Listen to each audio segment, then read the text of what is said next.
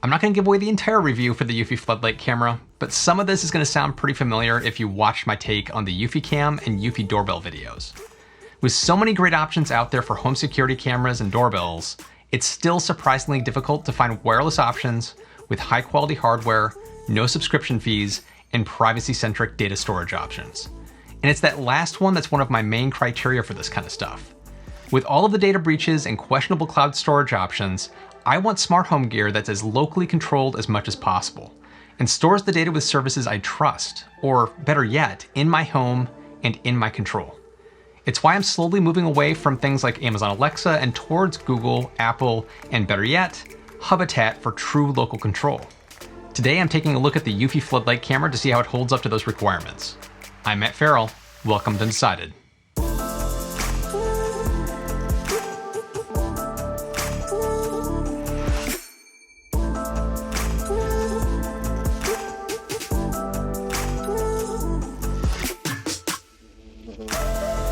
So I know it looks like I'm turning into a bit of a eufy fanboy, and I might be just a little bit. But they've been really putting out some nice products that tick the no subscription fee, locally hosted, and secure checkboxes. I've been beating this drum for a while now across most of my smart home videos, but strong privacy controls in these products isn't just a nice to have feature, it needs to be a required feature. But oftentimes we put some of that on the back burner when we find products with a good price, convenient installation, or nice features. So when eufy asked if I'd like to check out their floodlight camera, I immediately said yes. And to be clear, they did send me this camera, but I was under no obligation to say anything specific or even to make a video about it. My opinions, as always, are my own. When it comes to security cameras, you can hardwire cameras in and record video to a local DVR somewhere in your home. And those systems work extremely well, but they require a lot more setup and investment and time and energy. In my case, hardwiring cameras isn't something I'm interested in doing or able to do easily in my home. But I still want the best of both worlds. Wireless video streaming with secure local storage. Just those two requirements dramatically reduce the field of options. For the past year, I've had the Ring Floodlight Camera above my garage, and it's worked really well. The video quality is top-notch, the motion detection controls and notifications have been good, and the lights are bright and provide good coverage. But at the risk of beating a dead horse, I've been moving away from as many Amazon smart home products as I can because of the security issues they've had. In particular, the Ring services have been rather problematic with the access employees have to those videos. And more recently, the moves they've been making with law enforcement to provide them access to Ring cameras. While Ring does require consent from the owner of the camera to share any pertinent recordings, I find that use of their system a little problematic. I see why some might find that compelling, but for me, my cameras are meant for my eyes only. I'd rather not have a random company acting as a middleman between me and law enforcement. Floodlight cameras like this need to be hardwired to power, so you're most likely swapping out some kind of standard floodlight. If you've never done electrical work like this, don't be scared off. It's really easy. You just have to make sure you turn off the power at your electrical box and then get to work. The instructions that come with the camera are excellent and give a good rundown of what you need to do and which wires connect. I got a little overeager and jumped right into wiring up the camera and skipped a step though. The camera comes with an indoor plug wired up to the camera out of the box. It's done this way to make it easier to activate the camera inside your home before installing it outside, especially since the camera may be in a very high or difficult to reach location. Mine is just above my garage door, so it's relatively easy to reach with a ladder, so I jumped right into wiring it up. The actual in-app setup process is super simple and easy to follow. Just like their other products, it has a really good first-time user experience during the setup. In the eufy security app, you go into the menu, in the devices section, tap add a device, and then select the floodlight camera. You'll be walked through waiting for the camera to power on and boot up, and then getting it activated and added to your Wi-Fi. And just like their other cameras, there's even a great video that shows you recommended mounting options. The options within the app are pretty basic. You can turn the camera on and off, turn on auto night vision, and set motion detection with zones to reduce notification frequency.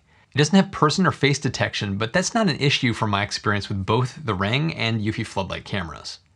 With the motion detection zones, it's pretty easy to avoid street traffic and pedestrians. You can also configure how you want the lights to work.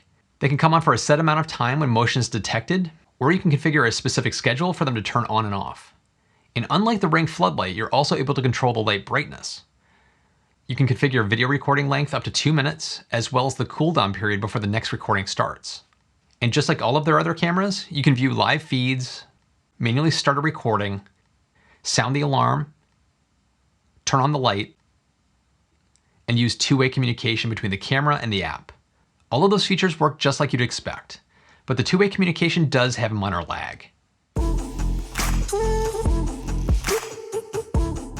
The camera has a 140-degree viewing angle, which is identical to the Ring Floodlight camera.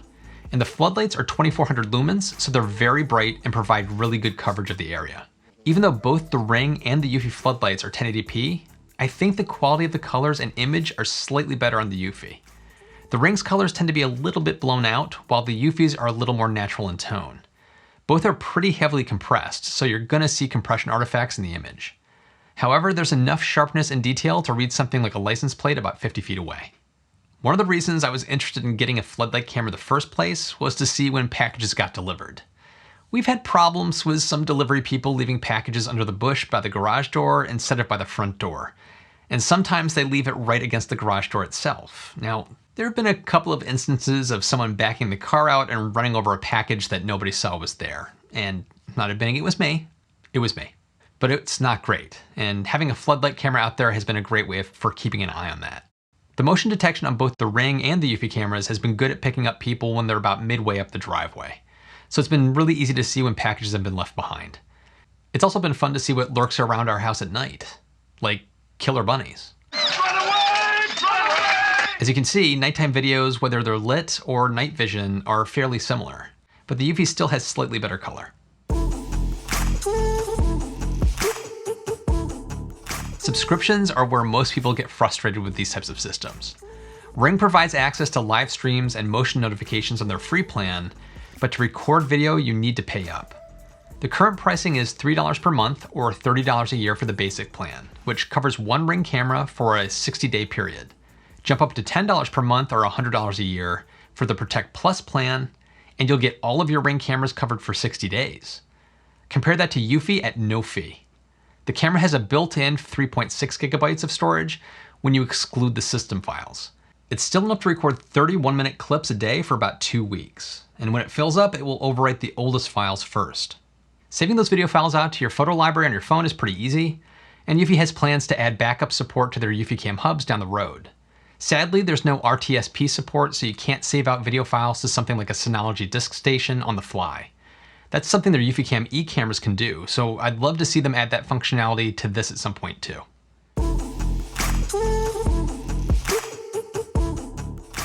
Now this is the one area where I have to knock eufy a bit, because there are very limited integrations at the moment with all of their products, not just the floodlight camera. Right now you can control and view camera feeds from Amazon and Google devices that have a screen. I tested this out using a Google Home Hub and it worked exactly as advertised. You just ask the voice assistant to show you the name of the camera and it will pull up a live stream. The only downside I noticed was that it's sometimes a little slow to pull up the feed, but other than that, it works pretty well. There's no Apple HomeKit or IFTTT support, which is really disappointing. My main desire for IFTTT support in a camera like this is to link it into my smart home automations. When my house is in away mode, I could flip the cameras into a different mode to match, and vice versa. I could trigger a smart home automation if motion's detected on one of my cameras. Typically with a floodlight security camera like this, you aren't going to be activating and deactivating it with geofencing, so I don't see that missing feature as a big deal for the floodlight specifically, but not being able to tie it into broader smart home features is a hole in the entire product line at the moment. While eufy was one of the brands highlighted as supporting Apple's new HomeKit Secure Video, which will give you encrypted cloud video storage for your cameras, the floodlight camera doesn't support that functionality yet. And again, it'd be nice to have RTSP support for this camera just like their eufyCam E.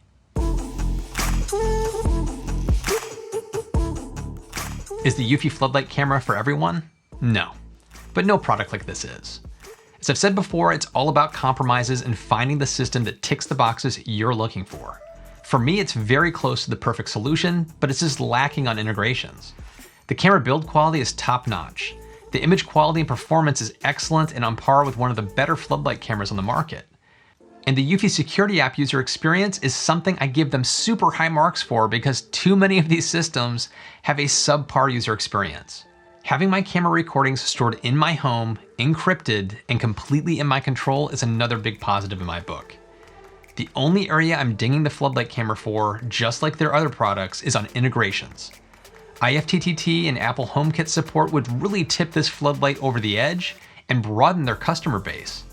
I know building software support into third-party services like that can be challenging, and it might be on the roadmap somewhere. But without those integrations, it's going to keep some people from jumping on board an otherwise great product. In the end, I'm impressed by it, and I've found my Ring Floodlight replacement. If you need a wireless floodlight camera that stores files locally and doesn't have subscription fees, the eufy Floodlight Camera should be one of the cameras at the top of your list. So what do you think? What are the features that you're looking for in a camera like this? And what are you using? Jump in the comments and let me know. And if you like this video, be sure to give it a thumbs up and share it with your friends because it really does help the channel. There's some other ways that you can support the channel too. Check out my SFSF shop for some cool Tesla, SpaceX, Science, and Undecided t-shirts. There's also other links in the description for some great Tesla accessories and discounts. And as always, an extra big thank you to all of my Patreon supporters, and a big welcome to my new Supporter Plus member, Dean Falk. Your support is really helping to make these videos possible. Be sure to check out my Patreon page for additional details about joining the crew. And if you haven't already done so, hit that subscribe button and notification bell to get alerts when I post new videos. As always, thanks so much for watching. I'll see you in the next one.